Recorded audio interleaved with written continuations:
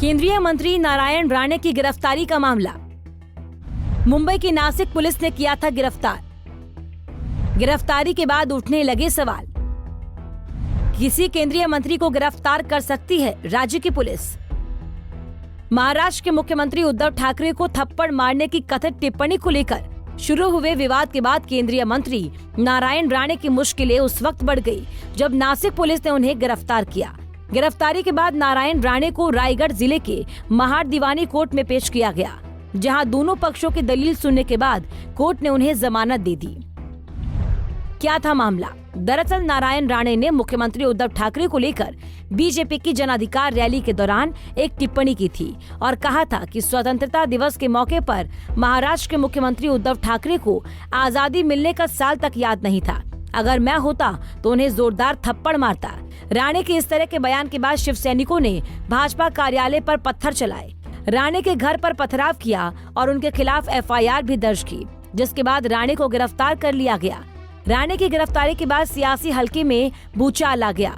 Maharashtra BJP अध्यक्ष चंद्रकांत पाटिल ने उनकी गिरफ्तारी पर सवाल उठाते हुए उसे प्रोटोकॉल के खिलाफ बताया, तो वहीं भाजपा का केंद्रीय नेतृत्व भी राणे के समर्थन में उतर आया है। पार्टी अध्यक्ष जेपी नड्डा ने ट्वीट कर राणे की गिरफ्तारी को असंवैधानिक तक करार दे दिया। क्या राणे की गिरफ्तारी असंवैधानिक थी? क्या किसी केंद्रीय मंत्री को किसी राज्य पुलिस द्वारा गिरफ्तार किया जाना सही है या गलत? आइए आपको बताते हैं। केंद्रीय मंत्री भी होता है आम आदमी। केंद्रीय मंत्री भी किसी आम आदमी की तरह ही होता है। अगर किसी मंत्री पर आपराधिक मामला दर्ज है तो उन पर भी वही नियम लागू होते हैं जो किसी आपराधिक मामले में एक आम आदमी पर लागू होता है।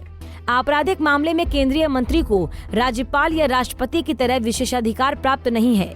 उन्हें कानूनी तौर पर संरक्षण नहीं मिल सकता। और तो और अगर प्रधानमंत्री के खिलाफ भी कोई आपराधिक मामला दर्ज है तो उन्हें भी गिरफ्तार किया जा सकता है, क्योंकि इस तरह की कार्रवाई को रोकने के लिए कोई नियम नहीं है। केंद्रीय मंत्री को कब गिरफ्तार किया जा सकता है?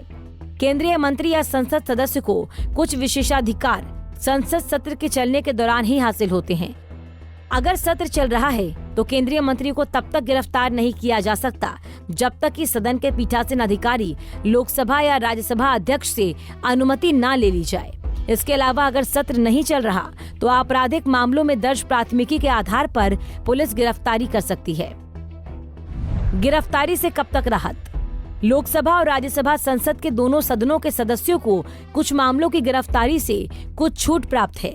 नागरिक प्रक्रिया संहिता की धारा 135 के तहत संसद सदस्यों को दीवानी मामलों में संसद सत्र चालू होने से 40 दिन पहले और इसकी समाप्ति के 40 दिन बाद और संसद सत्र के दौरान गिरफ्तारी से राहत मिल सकती है। हालांकि आपराधिक मामलों या नजरबंदी के मामलों में ऐसी कोई छूट नहीं मिलती। कौन है नारायण राणे?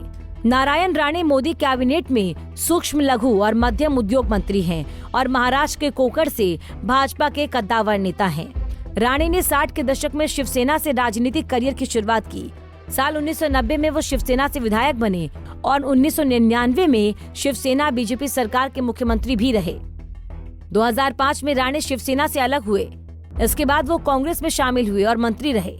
राणे साल 2017 में कांग्रेस से अलग हुए थे और साल 2019 के जून महीने में बीजेपी के मंत्रिमंडल विस्तार में उन्हें मंत्री पद दिया गया। Bureau report, Punjab Kesari TV.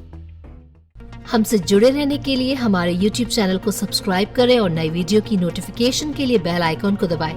अगर आप ये वीडियो Facebook पर देख रहे हैं तो लाइक जरूर करें और ज्यादा से ज्यादा शेयर करें। धन्यवाद।